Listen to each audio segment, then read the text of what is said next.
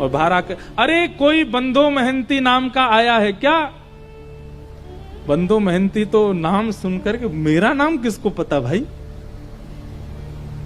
मन में सोचा, पत्नी तो सो गई है, मन में सोचा कोई और होगा बंदो महंती मेरे जैसा,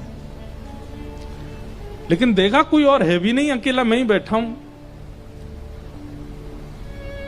ठाकुर जी बड़ी अपनी भौं चढ़ा करके और जैसे कोई बिना भाव दिए बात करता ना, ऐसी बात कर रहे हैं। ए भाई कौन हो तुम, कहां से आ गए हो? ये फटे पुराने लत्ते पहन, यहां बाहर निकलो, यहां से चले जाएंगे भगवान, पर हम ही बंदो मेहनती हैं। तुम बंदो मेहनती हो? बोले हाँ। अच्छा, अपना और परिचय बताओ। बोले और तो क्या परिचय है? परिचय यही है कि मेरे पास ना तो घर है, ना व्यापार है, ना संपत्ति है, ना धन है, कुछ भी नहीं है। ठाकुर जी को अपना मित्र मानता हूं बस। अरे यही परिचय तो पूछ रहे थे। महाप्रभु जगन्नाथ जी आए थे स्वप्न में, और स्वयं भगवान ही कह रहे हैं, बोले प्रभु महाप्रभु जगन्नाथ जी आए थे स्वप्न में, स्वप्न में आके बोले मेरा मित्र बंधु मेहनती। बोले 1 मिनट रुक जाएंगे? बोले क्यों? पत्नी को उठा दूं, उसके सामने बोल दो ये बात कि मेरे को मित्र कहा महाप्रभु जी ने। पत्नी को उठाया, पत्नी बोली क्या हुआ? बोले देख महाप्रसाद लेके खड़े। एक बार दोबारा बोलेंगे ठाकुर जी ने स्वप्न में क्या कहा? बोले ठाकुर जी स्वप्न में आके बोले हमारा मित्र बंधो मेहनती बैठा है बाहर, उसको महाप्रसाद देख के आओ। सुन करके अब महाप्रसाद देख करके तो बच्चे पत्नी खुश हुए, लेकिन बंधो मेहनती तो ये शब्द सुनकर के ही प्रसन्न हो गया कि ठाकुर जी ने मित्र मान लिया। बोले सुनिए, मेरी तो योग्यता नहीं मैं उनको जाकर के प्रणाम करूं, आपने मेरी लाज बचा ली पत्नी, मेरी तरफ से दंडवत कर देना, एक बार हृदय से लगा लेना। बोले कि समय मिलेगा जगन्नाथ जी खुद ही बुला लेंगे तुमको भीतर, महाप्रसाद पाओ। और सुनो ये थाल बहुत महंगा थाल है, इसको व्यवस्थित ऊपर पहुंचवा देना मंदिर में। जी जी हम पहुंचवा देंगे। अब महाप्रसाद आया, बच्चों ने पेट भर के पाया, पत्नी ने पाया, बंधु मेहनती ने पाया। बंधु मेहनती को भूख थोड़ी ही थी, वो तो भूख मर गई ठाकुर जी की बात सुन करके। रात में बर्तन धो करके विशाल थाल, उसमें रत्न जड़े थे, इतना महंगा थाल। अब वो तो पूरे घूम आए मंदिर के आसपास, कोई मिला नहीं। बोले थाल किसको दूं मैं? ठाकुर जी की लीला, ना द्वार पर कोई है, ना कहीं कोई स्थान है रखने का। और मन में सोच रहे मैं कहीं भी रख के चला जाऊं तो कोई ले गया तो, अपने पास छुपा करके थाल को धर लिया। सुबह होगी, द्वार खुलेंगे तो भीतर दे दूंगा पुजारी जी को। प्रातः काल होते ही महाराज मंदिर में हड़कंप मच गया। ठाकुर जी का थाल चोरी हो गया, ठाकुर जी का थाल चोरी हो गया।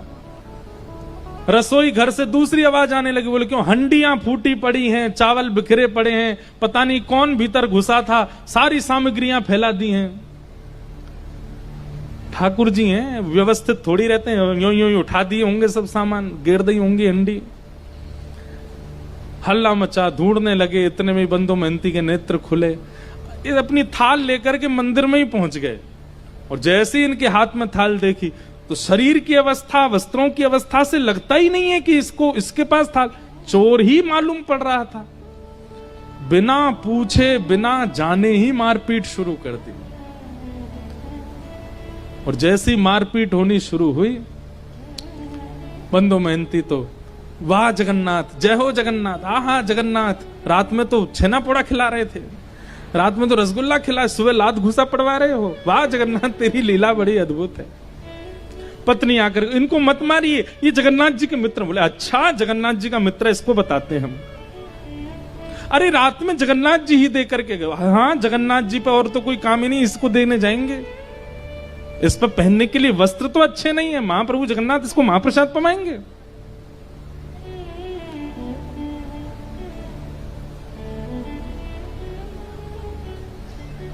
इतना मारा कि बंधु मेहनती बेहोश तो नहीं हुए, पर ठाकुर जी के ध्यान में चले गए। बोले नाथ आपकी लीला, श्रीमद् भागवत में गोपियां कहती हैं, मैवम विभोर हति भवान गदितम नृशंसम संत्यज्य सर्व विषयाम तव पाद मूलम। हे ठाकुर जी, सब चीज छोड़ करके भक्त आपकी शरण में आता है, लेकिन आप परीक्षा लेने से बाज नहीं आते, आप बहुत परीक्षा लेते हो। बंधु मेहनती चिंतन कर रहा, वाह नाथ आप चाहो तो सब कुछ देते हैं और आप चाहो तो मारते पीटते भी। ठाकुर जी तुरंत दैतापति राजा के स्वप्न में गए और कहे, बोले मेरा परम सखा बंधु महंती यार, तुम्हारे लोग उसको मार रहे हैं, अभी जाओ जाकर के उन लोगों को रोको और उन सबको बताओ। उनका दिमाग नहीं चलता, खुद वो स्वयं नहीं विचार कर सकते। जब मंदिर का ताला नहीं टूटा है, मंदिर के अंदर के सांकर तक नहीं खुली है, तो फिर भीतर से थाल बाहर कैसे चला गया? अरे मानव को ताला तोड़ना पड़ेगा, सांकर खोलनी पड़ेगी, तभी वो किसी सामग्री को चुरा सकता है। पर मेरे लिए कोई द्वार नहीं होता, कोई ताला नहीं, मैं जहां चाहूं जा सकता हूं। बता दो, थाल वो नहीं लेके आया, मैं दे के आया, मेरा मित्र बंधु महंती आया। राजा ने आकर के सबको रोका, बोले क्यों मार रहे हो? इन्होंने बोले थाल चुराया, ताला खुला हुआ मिला था क्या? बोले नहीं। बोले रसोई घर में सब सामग्री फैली थी, बोले रसोई के ताले खुले हुए? तो बोले नहीं। बोले भाई जब ताले ही टूटे नहीं तो फिर ये सामग्री बाहर कैसे आई? विचार किया तुमने? बोले स्वयं जगन्नाथ जी देख करके गए, जगन्नाथ जी की आज्ञा बता करके क्षमा मांगी और महाप्रभु जगन्नाथ जी ने आज्ञा कर दी। बोले आज से हमारे मंदिर में सब जो भी कुछ धन राशि आती है, जो भी, वो सब सेवा बंधु महंती को प्रदान करो, इनको हमारे मंदिर की सेवा दे दो। आज तक महाप्रभु जगन्नाथ जी के मंदिर की सेवा उन्हीं के वंशज करते आ रहे हैं। परसों तरसों हमें मिले थे, कोई उनके वंश के ही आए थे, भुवनेश्वर से मिलके गए। कैसे कृपालु है नाथ। परीक्षाएं तो बहुत लेते हैं, लेकिन अपने उत्कंठा को डगमगाने मत देना। बस जीवन में पड़ाव बहुत आएंगे, भक्ति मार्ग में रुकावटें बहुत आएंगी, विचलनता बहुत ज्यादा आवेगी, लोगों के द्वारा बहुत कुछ सुनना पड़ेगा, पर आप अपनी मिलन की जो वो भावना है उसको खत्म मत होने दो, वो यथावत रहने दीजिएगा।